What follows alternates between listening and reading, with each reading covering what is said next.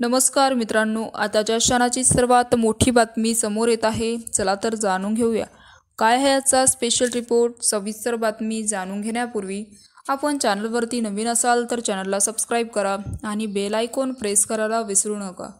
प्रभादेव परिसरात मुख्यमंत्री एकनाथ शिंदे यांच्या शिवसेना आणि उद्धव बाळासाहेब ठाकरे गटाचे पदाधिकारी पुन्हा एकदा आमनेसामने आले.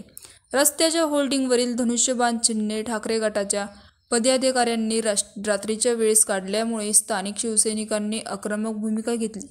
तर स्थानिक शिवसेना आमदार सदा सरवणकर यांनी सर्वस्व खर्चातून बनवलेले बोर्ड ठाकरे गटाच्या पदाधिकाऱ्यांनी हटवले, असा आरोप देखील शिवसेना पदाधिकाऱ्यांनी केला.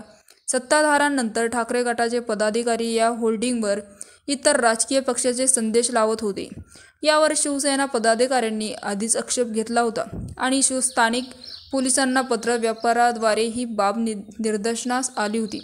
तर मंगळवारी रात्री ठाकरे गटाचे पदाधिकारी आहुजा टावर येथील शिवसेना पक्षाच्या होल्डिंगवरील धनुष्यबाण चिन्ह कापून हटवत होते. यावेळी शिंदे गटाच्या शिवसैनिकांनी ठाकरेच्या पदाधिकाऱ्यांमध्ये वाद निर्माण झाला. तर शिवसैनिकांचे शाखा प्रमुख संतोष तेलवणे यांनी दिलेल्या तक्रारीनंतर मोहीम पोलीस ठाण्यात तक्रार करण्यात आली आणि सदा सरवणकर आदी यांच्या फुटीवर बोर्ड सर्वस्व खर्चातून बनवण्यात आला असा दावा देखील त्यांनी केला. तर या प्रकरणी पोलिसांनी हस्तक्षेप केले असून या बाबीत तक्रार दाखल करण्यात आली आहे.